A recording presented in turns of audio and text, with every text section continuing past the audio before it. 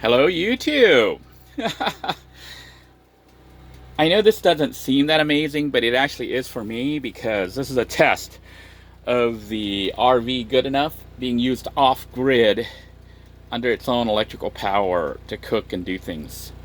So I don't know if you can hear the loud noise in the background. That is the generator, the $90 generator that I bought. It's a 2800 watt generator, really about 2600 watts, operating watts. And I'm using that to generate the power that's running this toaster oven right now. I'm assuming the toaster oven uses about 1800 watts. Now, I'm directly running the line from here to the generator.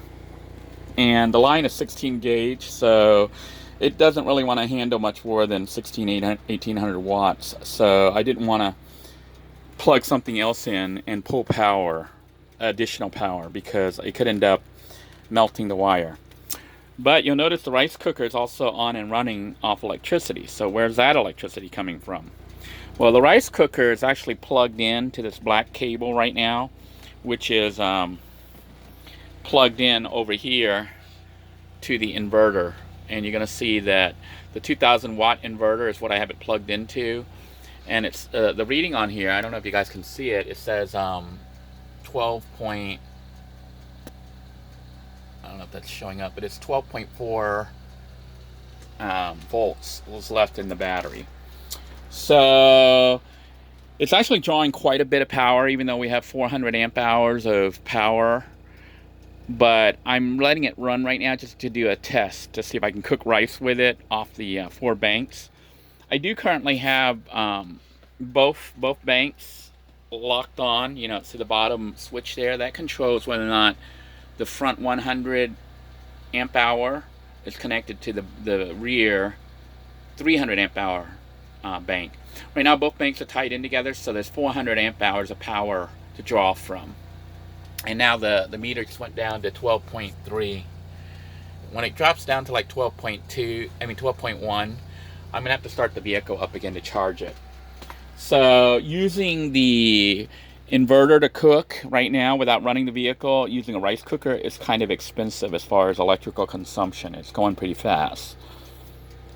Using the gas power generator, because it outputs so much, it outputs about 2600 watts, which should be enough to run that and the rice cooker.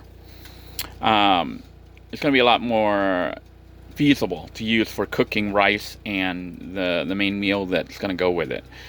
I just need to plug it in. Right now you can see I'm running a cable out here.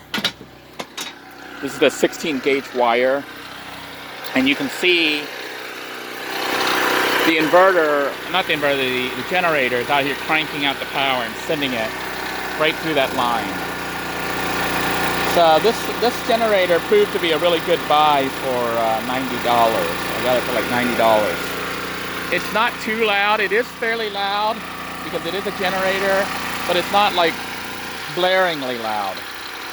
Now I am going to try to work on making something to kind of tone down the sound a little bit more, and we'll see if we can't do a cheap modification to it to try to get the sound down even more. I am currently at a park. It is actually this is Lake Washington in Melbourne, right over there. You've seen me here previously. I don't know if it's out of focus here, but it is Lake Washington in Melbourne. And I figure nobody would complain about the RV being out here making all this noise because people come out here with airboats. And those things make way more noise than this thing does. So they actually have parking here that's for like trailers, you know, boat trailers, but it's like the perfect size for an RV. So I could actually park out here. This is a nice little spot to park the RV here. And I basically have my wife and we're giving the RV a test run. It is currently not on. I have the engine shut off, so all the electrical power is being drawn from the generator back here and the onboard battery bank.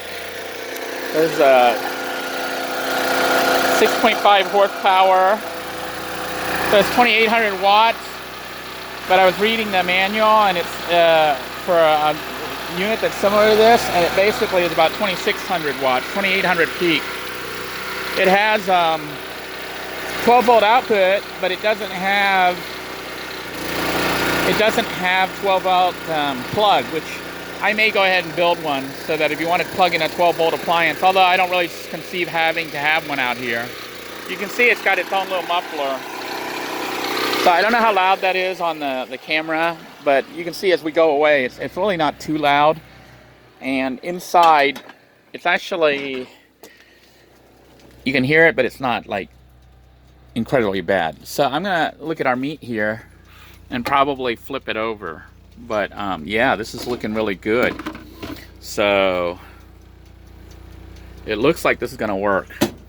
The RV has full off-grid capability right now, other than refrigeration, which I'm going to be working on. But I am so stoked that, oh crap, I just spilled this. That's not good. Pretty bad. It's gonna be a mess to clean up here. Okay. So let me go ahead and pause the camera. It's probably going to take 2 hands to try to flip that meat over so I don't make a bigger mess than I'm doing right now.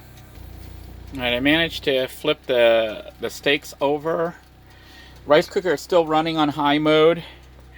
And the meter is saying 12.3. I know you guys can't see it, but take my word for it. It says 12.3, which means it's still holding its charge. So I'm basically not starting the vehicle up right now. I just want to see if the battery pack is going to be indeed enough to run the rice cooker to cook a complete cycle from, you know, no rice to actually cooking a pot of rice. And you can see it's starting to steam up and stuff.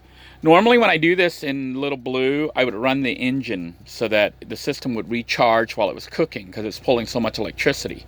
But because I have 400 amp hours, I just wanted to see if 400 amp hours was enough to cook the rice cooker, which it looks like it may be. Now, you might be wondering I'm not so worried about the battery being depleted. Well, this is just a test, and my wife and I are going to be driving the RV shortly, you know, after we finish eating. So at that point, I will flip the switch here to switch the system to connect the alternator to the battery packs, and that should charge the batteries back up on the drive. And so I'm not too worried about it. I just wanted to see if it'll run and actually cook the food, which it is doing. And, you know, having a dual system like this running at the same time really isn't that efficient, but it's kind of a test of both systems. And my ultimate hope is to be able to run the cooking stuff if I decide to cook using gasoline through the generator versus using a propane or a butane system. I can cook the rice and all the stuff at the same time once I plug the RV's output or RV's power plug into the generator directly. I'm not doing that right now because when I tried it the first time, I smelled melted electronics, melty smell. So I'm trying to find the switches under the panel there for the fusible links in the circuit breaker to turn off the battery charging system. You know, when you have 120 volts onto the line in for the RV, it charges the vehicle battery, the 12 volt system.